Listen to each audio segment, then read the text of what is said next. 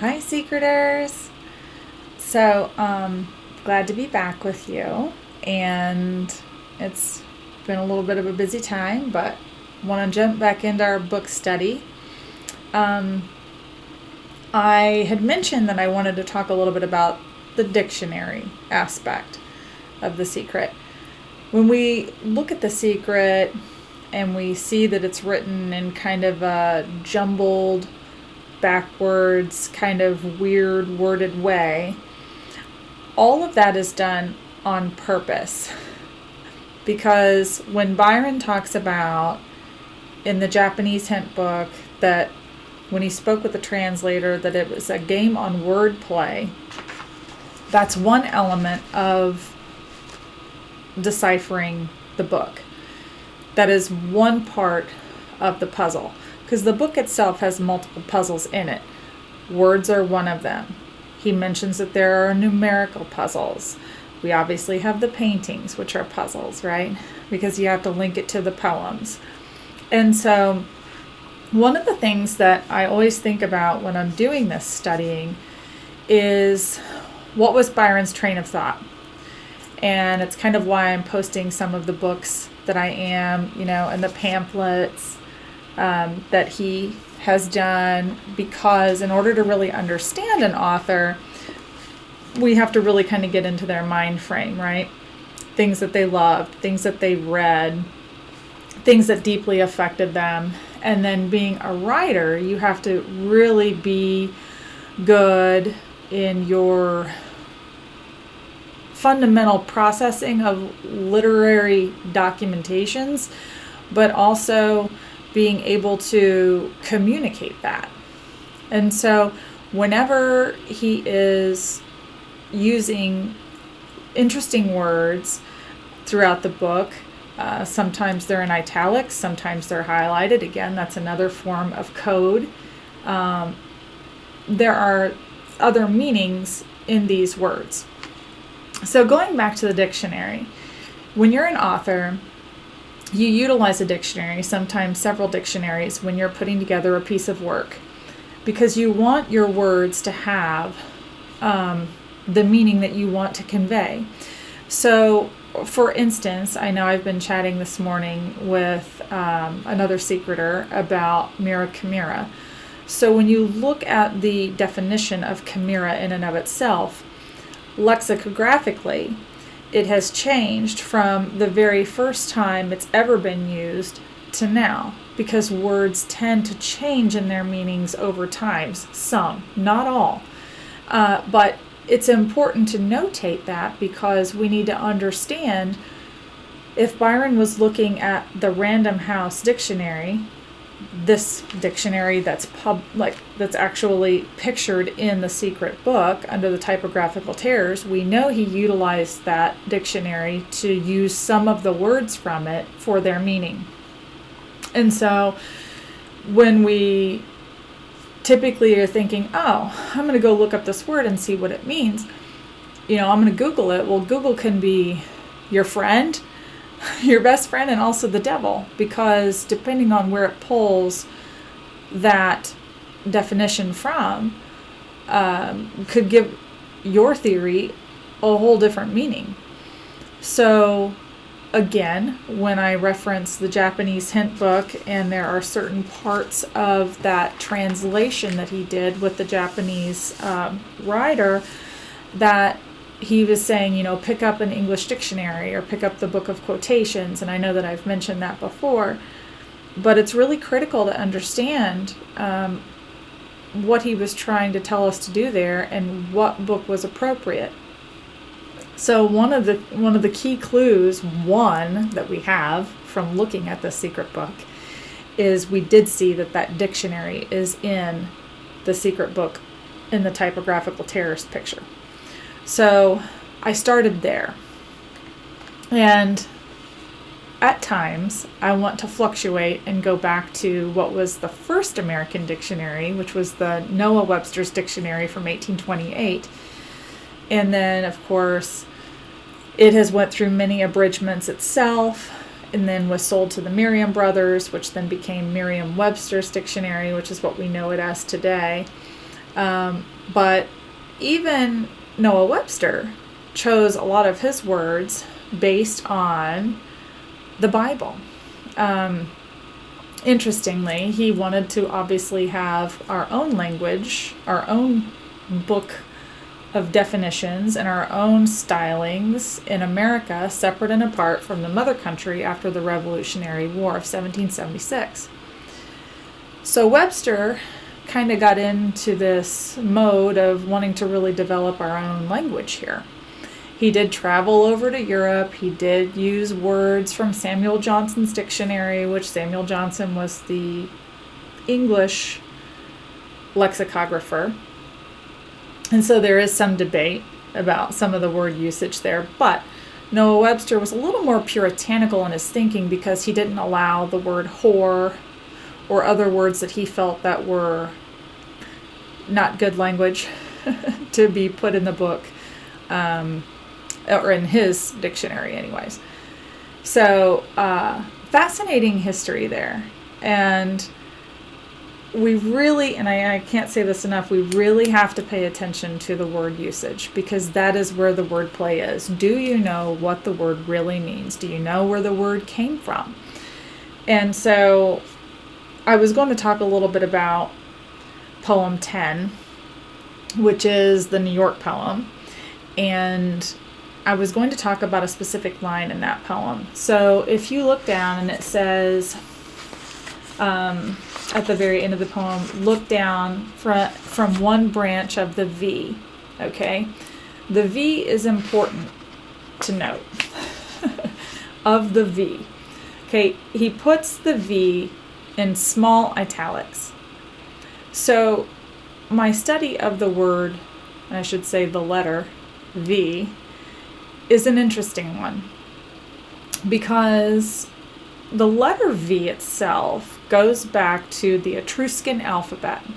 And how many of you remember me talking to you about the Etruscans? I told you that the Etruscans had their memorial urns, and so in the Boston painting, since it was an Italian gem, she's holding that little square urn, which is an Etruscan urn. And so we look back to them for the letter V. And it originated, obviously, in Etruscan language. It also had a different sound. So the letter V actually had the U sound when it was created. And then the use of the V for the V sound, what we know as V as in va or very, dates back to the end of the Middle Ages. So then we go, okay, Byron, what does V mean, right? I mean, are we to just assume that we go, okay, we're trying to look for something that has a V shape, so look down from one branch of that? Or is it a literary meaning? And so I took a picture of the V in all of its multiple definitions here, which I'm going to post to the site after this video, because I want us to really think about the literary meaning of the letter V, because it could absolutely be pointing us to something visually, like a visual clue, but it might not be what we assume it to be. And so if we go back to 1981, and we have to presume that here we have this author who loves words, who has filled the secret book with all sorts of funny words and interesting words and words that are in multiple different types of languages and or Yiddish, which he knew. It really makes us try to really think about a deeper meaning in that line of the poem. And so, and of course, if we look at the rest of the poem in and of itself, and of course, everyone believes it's the New York poem, and it may very well be, I don't know. I kind of go back and forth since I know that the Boston painting and poems were thought that they were Philadelphia for so many years before they were found. But if we are truly looking at it, and it is the New York poem, we have to really understand to the finite level of what each word really means. And so we again go back to 1981 and we put on those glasses and we're wandering ourselves into a library, because if you didn't have a plethora of Encyclopedia Britannica at your home from some door-to-door salesman, which we were talking about today as well, you utilized the library and you wanted to use some of the older materials and you wanted to utilize some of the newer materials to be able to formulate and see who could decipher these meanings. So again, when we look at the secret book and we talk about the wordplay and we look at every page, there are many times he puts things in quotation marks. Those could absolutely be quotes from other authors. One of the quotes that sticks out to me as well on page 23, when we talk about wordplay, is the quote where it says, quote, Indian myths. And then it says, quote, bright visitors from a far place abound, end quote. So these two lines close to the bottom of the page. And you start looking into that in a more literary capacity, you find that he is referencing some of the indigenous writers, specifically who I think he's trying to kind of point a finger to look at would be Gertrude Simmons. She was a Lakota Sioux woman forced into an assimilation school in Indiana, Wabash, Indiana. We had 2 assimilation schools here in this state for indigenous people. But she had written many stories about her mother, her grandmother. She eventually created the first Native American opera that was actually an opera that was put on in play with the singing and the dancing in the Boston Theater. She's buried at Arlington Cemetery.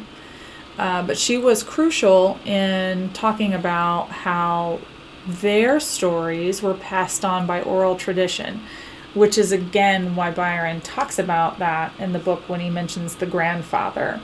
And the grandfather is telling them like the stories, because most of their history was all done by oral oration. It was not something they all wrote down, because these different indigenous tribes, although some being interlinked in some familial genetic capacity, they had their own languages and they had their own ways of scribing things, and some, a lot of their own alphabets and the ways that they communicated have been lost over time. And so it's important to understand why Byron talks about that, because like we said, this is a book of many puzzles. It's a book of historical clues and clues of the times, which would have been 1981. But we have to really pay attention to, what he's teaching us here, right? What he is saying about the words and how words are really important. And it's important to understand their meaning. It's important to use correct grammar, when you're trying to articulate things to someone or people. And that's where he's wanting us to kind of weave through these grasses of understanding what the words really mean. So, that being said, if we, I know there's been lots of debate about wind rose, in another poem, and what does wind rose really mean? Does it mean the wind rose? Does it mean he's talking about wind rose? Are we talking about a compass? Are we talking about the Windrose medal that John Glenn, I believe John Glenn, Buzz Aldrin, one of the two, has the Windrose medal, which was the very first medal ever given, and for that reason, because he was, a pilot, we were dealing with the wind. But then Byron says in the hint book it's a nautical maneuver. So again, could still have to be dealing with the wind, right? But maybe in a more naval capacity.